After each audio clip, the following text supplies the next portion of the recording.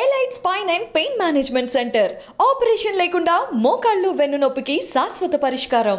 Sir జనరల్గా హైదరాబాద్ ట్రాఫిక్లో కానీ లేదా సిరిసిల్ల ట్రాఫిక్లో కానీ అంటే రూరల్ ట్రాఫిక్లో తీసుకుంటే మినిస్టర్ గారే కాదు ఎవరి కారుకైనా ఒక సైరన్ ఉంటుంది.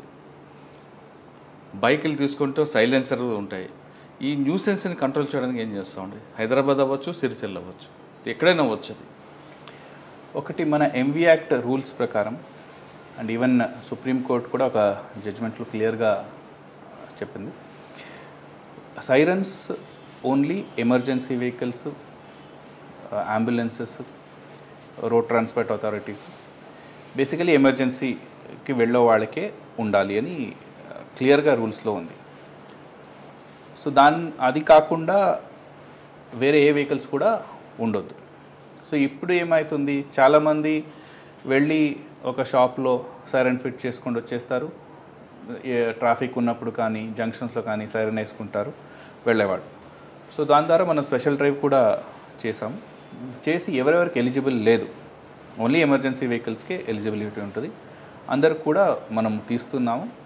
అట్లనే మనకు సైరన్స్ ఉన్నాయి. పోలీస్ ఎస్కార్ట్, పైలట్ ఉంటుంది. కొంతమంది depending on the category of protectee దానికి ఆర్డర్ ఉంటుంది. ఆర్డర్ ద్వారా దానికి పోలీస్ పైలట్ ఇచ్చి ఉంటారు, వీళ్ళే యూజ్ చేయాలి. సో పోలీస్ వెహికల్కనే సైరన్ ఉండాలి. కానీ కొంతమంది కార్పొరేటర్లు కూడా సైరన్ పెడుతున్నారు, లేదా ఒక ఎమ్మెల్యే స్టిక్కర్ పెట్టుకుంటారు, దానికి కూడా సైరన్ పెడుతున్నారు. అది వాళ్ళ మీద ఎలాంటి చర్య తీసుకుంటారు? ఇప్పటివరకు ఇన్ని వెహికల్స్ ఆ విధంగా మీరు ఐడెంటిఫై చేశారు? ఇప్పటి వరకు మనము 1000 పైన అలాంటి వెహికల్స్ని ఐడెంటిఫై చేసి సైరన్స్ తీయడం జరిగింది. దానిపైన యాక్షన్ తీసుకున్నాం. మీరు చెప్పినలాగా ఎమ్మెల్యే స్టిక్కర్స్ ఉండొచ్చు, వేరే స్టిక్కర్స్ ఉండొచ్చు. ఆ స్టిక్కర్స్ కూడా అంటే ఆయన ఎవరికి ఎలిజిబిలిటీ ఉంటుంది వాళ్ళు కాకుండా వేరే వాళ్ళు కూడా యూజ్ చేయవద్దు. ఆ వేరే వాళ్ళు యూజ్ చేస్తే అది ఇంపర్సనేషన్ అవుతుంది. So the vehicle will also be impersonating ఆ ఎమర్జెన్సీ వెహికల్.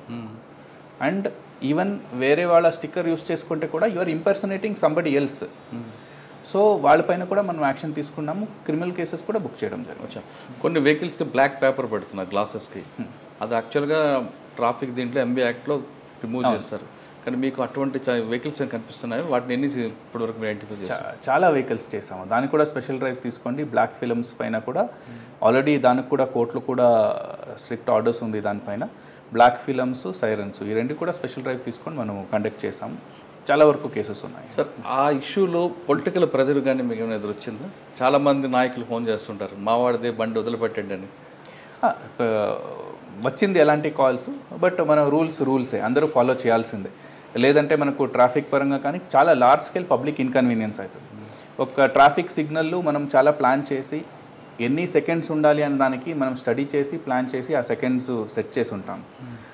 దాన్ని ఇప్పుడు ఏదైనా వెహికల్ వచ్చి వాళ్ళు సైరన్ చేసి ఇమీడియట్గా అది చేంజ్ చేయాలి అని అంటే చాలామంది ప్రజలకు ఇబ్బంది అవుతుంది. సో అట్లా కాకుండా రూల్సే అందరూ కూడా ఫాలో చేయాల్సిందే. సో అది స్ట్రిక్ట్గానే మనము యాక్షన్ తీసుకుంటాం. సో 2 వీలర్స్ ఎక్కువ బైక్ రైడ్స్ అవుతుంటాయి. తర్వాత వాడు సైలెన్సర్ పెట్టుకొని న్యూసెన్స్ చేస్తుంటారు. తర్వాత కొన్ని ప్రైవేట్ వెహికల్స్ కూడా రకరకాల సౌండ్స్ పెట్టి కూడా చేస్తుంటారు. ఇవన్నీ కూడా ఎంబీ యాక్ట్లో వస్తాయి.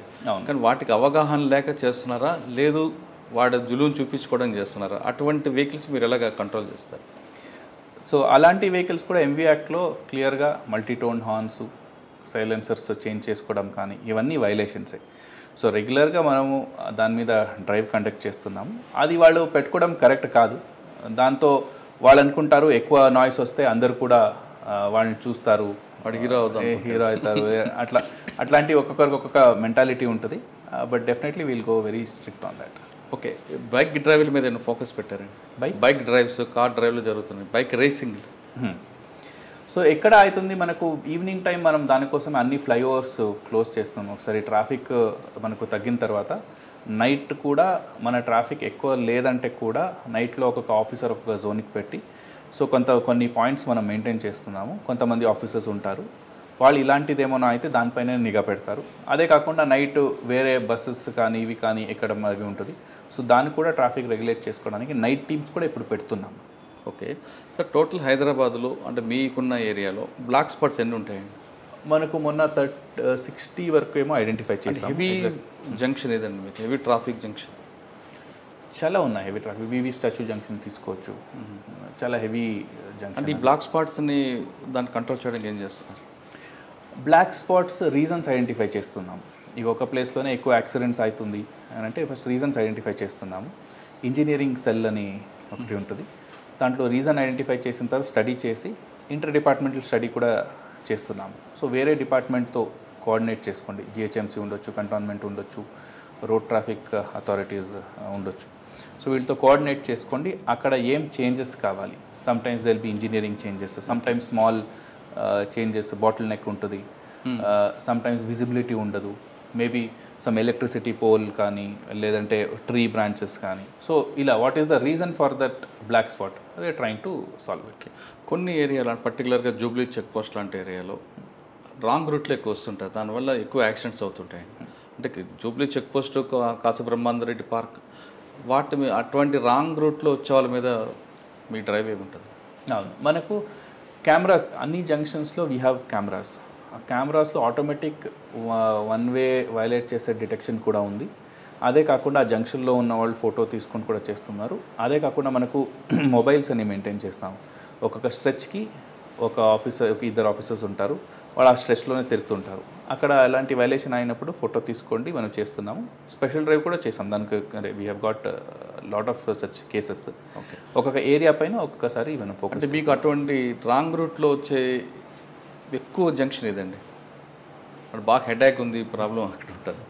అంటే ఎస్పెషలీ మీ జూబ్లీ హిల్స్ ఈ ఏరియాలోనే బికాస్ ఆఫ్ దిస్ యూటర్న్స్, దీని ద్వారా కొంతమంది షార్ట్ కట్ తీసుకోవడానికి రాంగ్ రూట్లో అక్కడ వస్తున్నారు. సార్ సమ్మర్ ఇప్పుడు మీ వాళ్ళందరూ రోడ్ల మీద ఉంటారు. 8 గంటలు కాదు, ఒక్కొక్కరు వాళ్ళు 12 గంటలు డ్యూటీ చేసే అవకాశం, పర్టికులర్గా మధ్యాహ్నం టైంలో. వాళ్ళకి హెల్త్ ఇష్యూస్ రాకుండా వాళ్ళకి స్ట్రెంగ్త్ పెరగడానికి ఏం చేస్తున్నారు? ఒకటి, వాళ్ళందరికీ కూడా ఈ మజ్జిగ, మళ్ళీ రాగి మాల్ట్ ఇవన్నీ కూడా పోలీస్ స్టేషన్స్లో ఇవ్వడం జరుగుతుంది. అదే కాకుండా వాళ్ళకి అవేర్నెస్ కూడా పెంచుతున్నాం. అంటే డీహైడ్రేషన్ రిలేటెడ్ డాక్టర్స్ ద్వారా వాళ్ళకి మేబీ ఇయర్ రిలేటెడ్ ఇది ఉండొచ్చు. చాలాసేపు వాళ్ళు బయటనే ఉంటారు, నాయిస్ వస్తుంటుంది, సెట్లో కూడా వాళ్ళకి సౌండ్ ఎక్కువ వస్తుంటుంది. సో దాని ద్వారా హియరింగ్ ప్రాబ్లమ్స్ రావచ్చు, లేదంటే వేరే ఇష్యూస్ రావచ్చు. సో చాలాసేపు దే విల్ బి స్టాండింగ్, దాంతో వేరికోస్ వెయిన్ ప్రాబ్లం, వేరే ప్రాబ్లమ్. సో ఇది కూడా మనం రెగ్యులర్గా వాళ్ళకి డాక్టర్స్ ద్వారా అవేర్నెస్ ప్రోగ్రామ్ ఎలా అవాయిడ్ చేసుకోవచ్చు ఇవన్నీ అని అది కూడా ప్లాన్ చేశాము. సార్ ఫైనల్గా మీలాగే డిపార్ట్మెంట్లో రావాలనుకున్న వాళ్ళకి లేదా ఆల్రెడీ ఇప్పుడు ఉన్న వాళ్ళకి మీరు ఇచ్చే మెసేజ్ ఏంటి? సివిల్ సర్వీస్ నుంచి రావడం definitely it's a wonderful experience. చాలా కష్టపడాలి రావాలంటే. అండ్ కొంతమంది ఆస్పిరెంట్స్ కూడా మనం కూడా గైడ్ చేస్తుంటాం. సో చూస్ చేయండి. అంటే చాలా సర్వీసెస్ 22 సర్వీసెస్ ఉన్నాయి. దాంట్లో నేను ఐపీఎస్ గురించి చెప్పగలను because I'm in the service. Definitely every subject has its own this one. Policing and subjects of policing are also different. అంటే అది ఒక రోజులో 2 రోజులో లేదంటే బుక్ చదివి రావడం కాదు. It's more of practical and field మీద ఎక్కువ ఇంప్లిమెంటేషన్ అండ్ ఎక్స్పీరియన్స్ ఇవన్నీ కూడా మ్యాటర్ అవుతుంది. అండ్ ఛాలెంజింగ్ కూడా ఉంటుంది. So every day is a different day and every challenge is different. ఒక రకంగానే రొటీన్గా ఉండదు. యాజ్ సొసైటీ ప్రోగ్రెసెస్ మన పోలీసింగ్ కూడా కాంప్లికేషన్స్ ఇంక్రీజ్ అవుతుంది and kind of crimes, kind of issues we deal with దానికి అది కూడా మనకు చేంజ్ అవుతుంటుంది. So it's definitely a very challenging field. So I welcome them. ప్రజలకు సేవ చేయాలంటే ఖచ్చితంగా పోలీస్ డిపార్ట్మెంట్ రండి అంటున్నారు రాహుల్ హెగ్డే గారు. ఇది మంచి ఛాలెంజ్తో ఉన్న జాబు. అంటే దీనికి మజిల్ పవర్ కన్నా బ్రెయిన్ పవర్ ఎక్కువగా యూజ్ చేస్తే ప్రజలకు ఇంకా మంచి అవుతుంది అంటున్నారు రాహుల్ హెగ్డే గారు. ఇది ఈ వారం రాహుల్ హెగ్డే గారు ఎక్స్క్లూజివ్ ఇంటర్వ్యూ. వచ్చే వారం మరో గెస్ట్తో మళ్ళీ కలుద్దాం. అంతవరకు నమస్కారం.